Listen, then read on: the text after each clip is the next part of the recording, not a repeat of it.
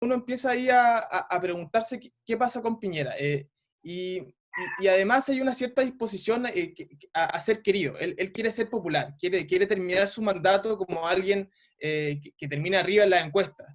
Quiere que la gente lo quiera como la gente quería a Bachelet. Yo creo que él añora eso y siempre lo ha añorado. Entonces, mi pregunta va en el sentido de que estamos en momentos donde no ha habido un terremoto físico, pero sí ha habido un terremoto político. Y en terremotos generalmente necesitamos líderes. Y yo no sé si en Piñera hay un líder. Porque el otro día Carlos Peña decía en la televisión que Piñera debía abandonar la idea de querer ser popular y dejar que la historia lo jugara, no que lo jugara la opinión pública. Entonces mi pregunta es, ¿cuál es tu análisis de la persona de Piñera?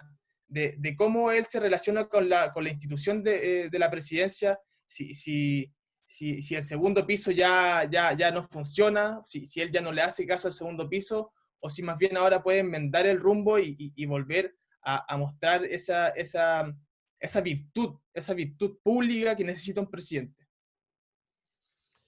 Yo creo que primero, la institución presidencial está arraigada en la cultura política chilena. Entonces, aquellos que sueñan con figuras como parlamentarios o semipresidenciales, está bien. Que nunca, como a todos nos gusta el fútbol, pero cuando alguno dice, oye, yo nunca voy a jugar en la primera A, bueno, aparece la primera vez. ¿Ah? Y quieren inventar un cargo, ¿no es cierto?, de menor entidad, pero que tenga algún poder y que esté por encima. Yo no lo veo mucho, yo creo que está muy arraigado en los chilenos la figura presidencial, ¿ah? Y el hecho de tener un responsable, saber a alguien a quien dirigir, para bien o para mal. ¿Ah? Eh, y yo creo que está bien, funciona, además funciona dentro de nuestra cultura política. Ahora, claro, de una manera distinta porque como sociedad estamos en una etapa distinta. Tampoco queremos hoy día a un pater, ¿no es cierto? Alguien que nos diga y que no nos pregunte. Queremos a alguien que nos pregunte un poco más, que nos escuche, pero que tenga responsabilidad y que tenga una mirada por sobre los partidos. Yo creo que cualquier encuesta que usted le diga, oiga, ¿no sería preferible pasarle el gobierno al Congreso o a los parlamentarios? Resulta que cualquier encuesta, por muy bajo que esté el gobierno, aún más bajo está el Congreso y aún más bajo están los parlamentarios. Entonces, yo creo que ahí hay un poquito hay, por decirlo así, Ilusión. demasiada creatividad y poca realidad. ¿Ah? El realismo dice que la figura presidencial va a seguir, yo no tengo ninguna duda que va a seguir adelante. Ahora, sí, ¿qué pasa cuando una persona que ejerce el cargo no está a la altura de lo que es la presidencia como institución? Bueno, se genera la tensión que hemos visto, ¿no es cierto? Tú mencionaste un montón de episodios, podríamos mencionar 6 o 10 más, que lo alejan de esa figura o lo tensionan, ¿ah? Esa como no conciencia del cargo, del ser y parecer. Y tiene que ver también con personas que quizá ya en todo su ámbito, ya sea personal, social o económico, han como roto todas las normas y moldes, ¿ah? Y creen que aquí también lo pueden hacer y pueden hacer la presidencia a su antojo. Y un problema que no solo sufre Piñera, lo sufren muchos otros. Y no entienden de que la institución de la presidencia los protege. Esas limitaciones los protegen. ¿Eh? Los protegen en cuanto a personas y los protegen en cuanto a su rol y en cuanto también les da un ámbito de libertad para poder ejercer su función. Yo creo que en el caso del presidente Piñera, a eso me refería cuando decía, bueno, él va a tener que sincerar una pérdida de poder y una derrota y de alguna manera subvencionarse en lo que significa capacidad política para intervenir en los partidos.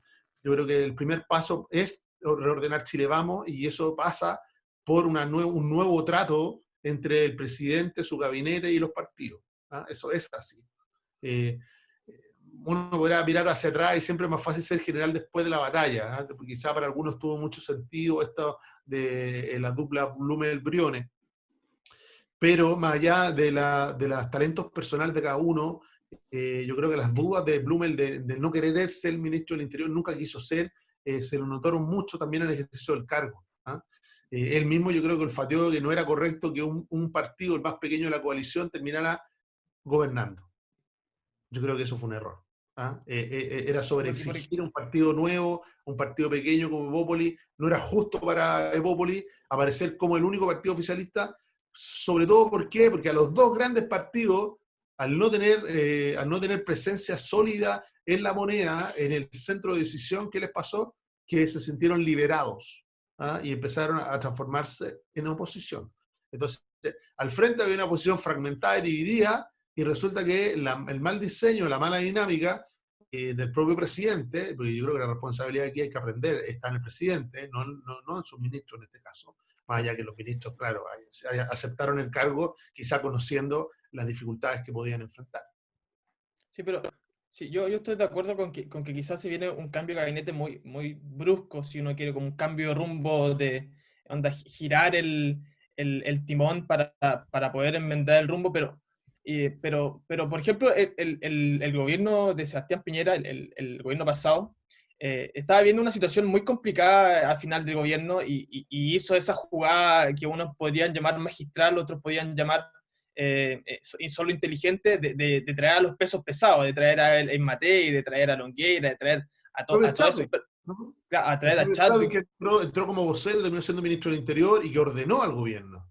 Y que de alguna manera le permitió terminar su mandato, el primer mandato, en un nivel de aceptación razonable y con una coalición más o menos ordenada. Pero la diferencia y a eso iba con mi pregunta ahora, es que ahora la situación es mucho más complicada. O sea, hay un estallido social en potencia porque está ahí, está latente. RN se está dividiendo. O sea, el proyecto de Mario Desbordes de crear una derecha social y política independiente de quizás del poder fáctico, del poder económico. Sumado a una seguidilla de actos en contra de la UDI, o sea, sacar a Mañalich, que había capitalizado totalmente esa barra brava de libertad y desarrollo y toda esa derecha dura.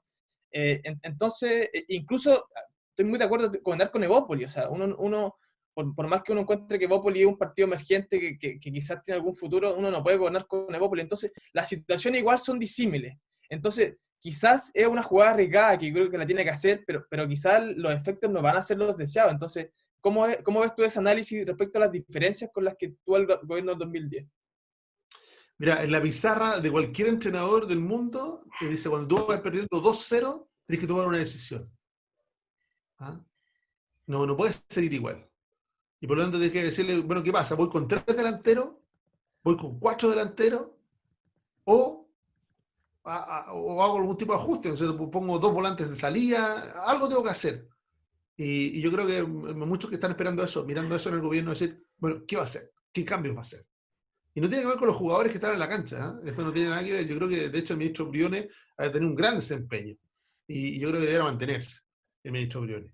Eh, Distinto al caso del ministro Blumel, porque yo creo que, obvio, siendo justo con él, no pasa por sus talentos, sino que hoy día lo que se está pidiendo es una persona que tenga un nivel de redes políticas y de experiencia que él no las tiene por su trayectoria, no las va a poder adquirir. Son cosas, por ejemplo, que no se improvisan, ¿no es cierto?